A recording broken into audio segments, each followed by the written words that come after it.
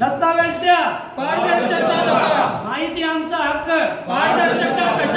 जबाबदारी, पुरावे द्या, सत्य स्पष्ट करा, दस्तावेजाशिवाय प्रशासन मान्य नाही, जनतेला माहिती द्या, हिशोब द्या, कागदपत्रे लपवू नका, सत्य दडवू नका, माहितीसाठी संघर्ष, गावाच्या हक्कासाठी उपोषण, भारत माता की जय.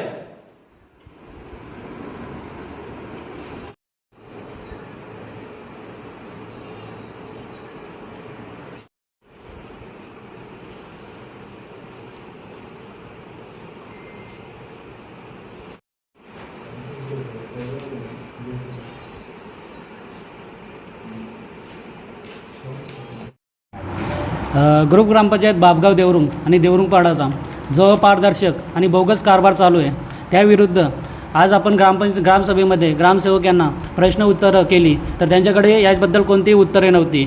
आपण त्यांना दस्तावेज मागणी केली तर त्यांनी दस्तावेजही आपल्याला पूर्णता नाही केली.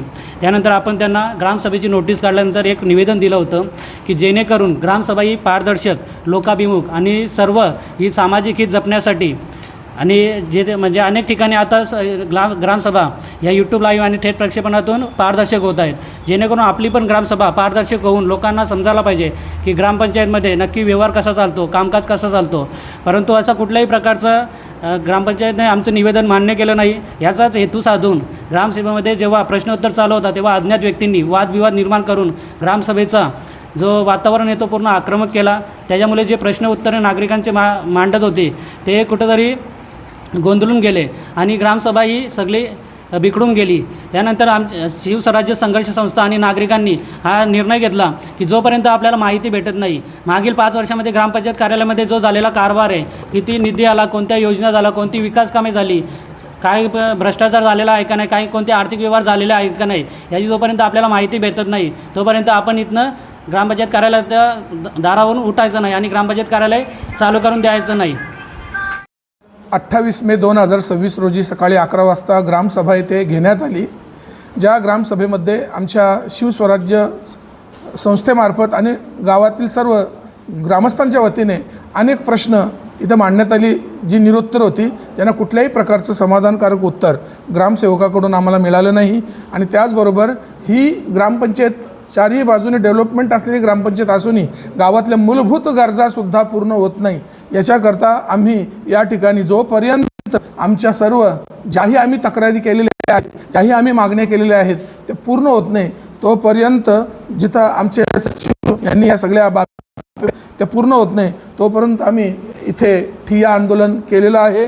तेव्हा आमच्या या आंदोलनाला न्याय मिळावा. सरकारकडे आम्ही मागणी मागतोय की आमच्या या प्रश्नांना उत्तरं मिळावी आणि आमच्या सर्व ग्रामस्थांना न्याय मिळावा. योग्य तो जोही या ग्रामपंचायतमध्ये व्यवहार होतो तो पारदर्शक व्हावा, सर्वांना तो कळावा, सर्वांना त्याचा हिशोब मिळावा. कारण जी कामं झाली नाही त्याचाही व्यवहार या ग्रामपंचायतमध्ये अनेक बिलांच्या मार्फत झालेला दिसतोय. तेव्हा या संशयावरून आम्ही सर्व ग्रामस्थांनी अशा पद्धतीने तक्रारी केलेल्या आहेत. परंतु त्याही ग्रामसभेमध्ये काही लोकांनी गडबड केल्यामुळे अज्ञात लोकांकडून ती ग्रामसभासुद्धा जवळजवळ विस्कळीत झाली आणि आता आम्ही आमच्या प्रश्नांना पुन्हा निरुत्तरता मिळालेली आहे. आम्ही सरकारकडे मागणी करतोय की त्यांचे अधिकारी येऊन आम्हाला आमच्या प्रश्नांना उत्तरे द्यावी, ही नम्र विनंती. विषय असा आहे की जे म्हणजे सरपंच आता प्रशासक आहेत सौ भारती बालाराम गोडे या ग्रामसभेला उपस्थितच राहिल्या नाही. त्यांनी कारण असं दिलं की माझ्या डोक्यावर मार लागला आहे आज सकाळी. तर ग्रामस्थांनी त्याच्याबद्दल विचारणा केली की फक्त लेखी खुलासा नाही तर त्यांचं मेडिकल सर्टिफिकेट नाहीतर काही वैद्यकीय बिले असतील तर ती दाखवा. तर परंतु त्यांच्याकडेही त्याचा काही उत्तर नव्हता आणि ते प्रशासक इथे ग्रामसभेला उपस्थित राहिले नाही. मग मागणी काय आहे तुमची? आमची मागणी एवढीच आहे का जो ग्रामसेवक आहे नवज्योत शरद मुकादम त्याचा जो अपारदर्शक कारभार आहे प्लस का आपल्या कर्तव्यामध्ये जी म्हणजे तो निष्पक्षता पाळतो आणि ग्रामस्थांना जो दिशाभूल करतो त्यामुळे त्याचा तातडीने निलंबन झाला पाहिजे. आणि जे म्हणजे आम्ही 2025 आणि 26ची ग्रामपंचायतची जी बँक स्टेटमेंट काढली होती त्यामध्ये आर्थिक व्यवहार असे झालेले आहेत की ती कामं प्रत्यक्षात झालेली नाही आणि ती कामे दाखवलेली आहेत. आम्ही त्याची प्रश्नोत्तर केलं तर त्यांच्याकडे काय उत्तर नव्हती आणि उडवाउडवीची उत्तरं केली. तर याबद्दल जिल्हा परिषदचे मुख्य कार्यकारी अधिकारी आणि गट विकास अधिकारी यांनी एक स्वतंत्र यंत्रणा लावून निष्पक्ष चौकशी व्हावी आणि जो आर्थिक व्यवहार झालेला आहे, गैरव्यवहार झालेला आहे तो बाहेर करून नागरिकांना याबद्दल स्पष्ट करावे की कोणता आर्थिक व्यवहार झालेला आहे का पारदर्शक, म्हणजे ग्रामपंचायतचा अपारदर्शक कारभार.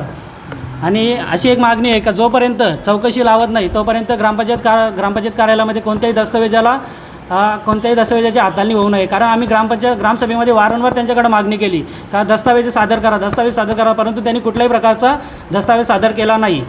म्हणून संशयास्पद भूमिका म्हणून त्यांनी कोणत्याही प्रकारचा दस्तावेजाची हाताळणी करू नये जोपर्यंत चौकशी लागत नाही तोपर्यंत.